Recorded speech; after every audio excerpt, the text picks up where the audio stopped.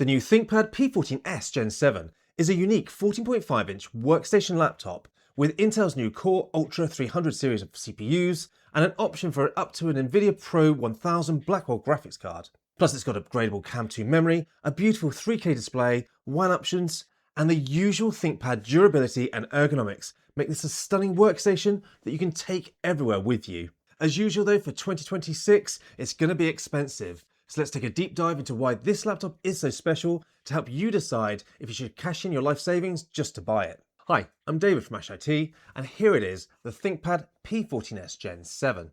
Now we've already released a first impressions video, so I'm going to put a link in the description down below just in case you've missed it. But in this video, we're going to take an in-depth look at this laptop. So let's start with the configuration. As always with Lenovo, you can customize your laptop to your liking when you order. But I'm going to warn you now, the RAM and SSD prices are insane. So you may want to consider getting a cheaper configuration now and upgrading it yourself later down the road. It's going to be easily done, and I'm going to produce a guide very shortly, so make sure you consider subscribing if you're not already, if you want to see that one. Now the model I've purchased in the UK, it includes the Core Ultra 7 356H, an Nvidia RTX Pro 500 Blackwell laptop GPU with 6GB of GDDR7, a 32GB DDR5 CAM2 module running at 7,533 mega transfers, a 512GB SSD, the 14.5-inch 3K 120Hz IPS display that is in matte, Wi-Fi 7, and the 75 watt-hour battery. Now this retails at an insane £3,405, though I did manage to find a 20% discount code which brought the price down to a more palatable level.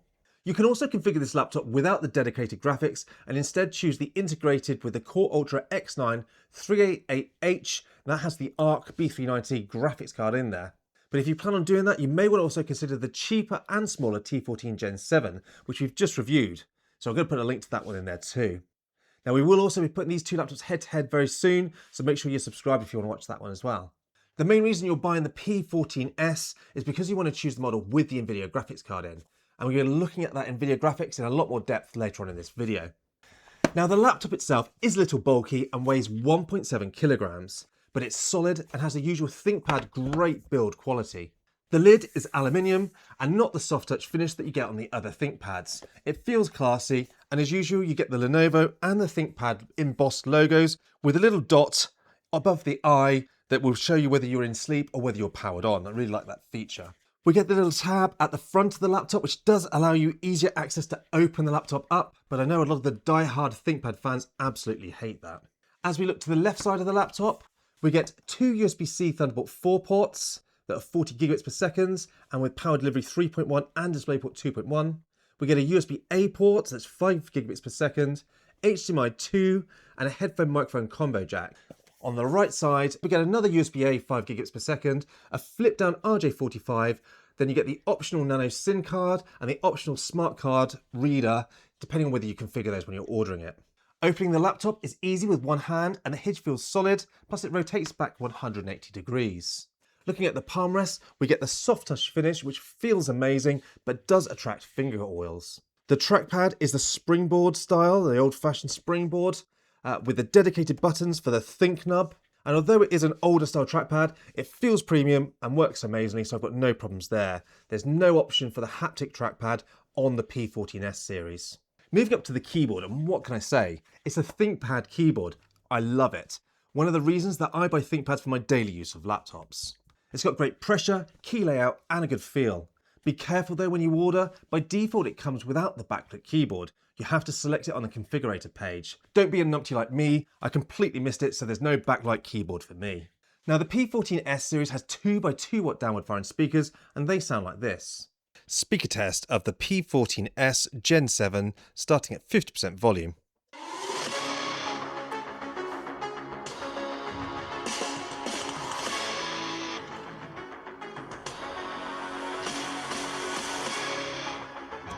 Now 80%.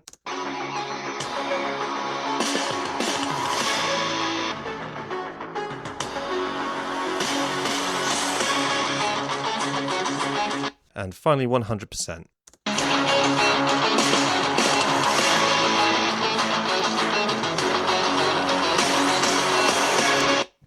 Well, they get pretty loud, but I have to be honest, they're not the best sounding speakers that I've ever heard. They do sound a little bit rough. but in a pinch, they'll be okay. Moving up to the screen, and I've selected the best option that is available, the 3072 by 1920 500 nit 120Hz matte IPS panel.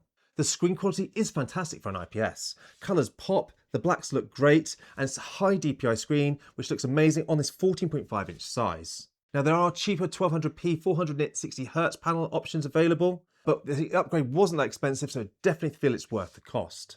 Above the screen, we've got a 5 megapixel webcam, which looks like this. This is a test of the webcam and the microphones on the new Thinkpad P14s Gen 7. As always, love to know what you guys think this looks and sounds like, though I'm not holding much hope that it's going to be any good. And when you order the 3K panel option, you also get the Windows Hello facial recognition built into the webcam for that fast facial recognition. Plus, there's a Think shutter, so you can lock the webcam off for the privacy conscious among us. So now we've looked around the laptop, let's take a look inside. As always, getting inside the Thinkpad is very easy. Just a few captive Phillips screws, then pry off the base plate. Once inside, we're greeted with a large 75 watt-hour battery and downward firing speakers. Above that, we have an 80mm M.2 SSD slot that can accept Gen 4 or Gen 5 SSDs, but only single-sided drives will fit. There's also an empty WAN slot, but you have to configure it with aerials or a WAN card if you want to be able to use it. We also have upgradable RAM in the form of a CAM2 module. These are more expensive than SODIMM slots, but take up less space on the motherboard and provide faster, lower voltage RAM.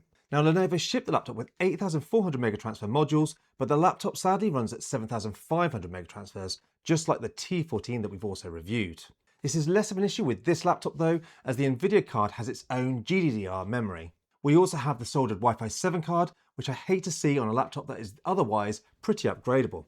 For the cooling solution, we have a twin fan and 2 heat pipe design. This system is much beefier than the T14, as it also needs to cool the Nvidia chip along with the Intel processor. All the hot air is expelled out through the hinge, so no scorched mouse hand like the old days. Right, let's put the base plate back on and start testing performance. And starting with the CPU, we get the Intel 356H, which has 16 cores with no hyperthreading. 4 are performance cores, 8 are efficiency cores, and 4 are low power efficiency cores. Now running Geekbench 6, which is a quick benchmark, we see solid single and multi-core scores. As we move to the more intensive Cinebench R24 test, which tortures that CPU for over 10 minutes, we scored well over 1,000 points, beating both the X1 Carbon Gen 14 and the T14 Gen 7 with similar CPUs due to the higher power budget on the P14s. As usual with ThinkPads, the power profiles are tied in with the Windows power plans and can be controlled via Windows settings or the Vantage software. Running R24 again in each of the profiles, we see how well the cooling system can handle the CPU-only load. The quiet profile is allowed 45 watts, with the fans running at less than 30 decibels. This is the lowest profile whilst providing more power to that CPU than the T14 or the X1 in their performance profile. Balance is allowed 60 watts boost, dropping to 45 watts at 40 decibels, and performance mode is allowed 60 watt boost again, dropping to 50 watts at only 42 decibels. This is impressive stuff, especially if fan noise bothers you as much as it bothers me. Moving over to 3D performance, and the Blackwell RTX Pro 500 card comes with 6GB of GDDR7. For productivity, the CUDA cores can really help with your applications. Photoshop and 3D design were a breeze.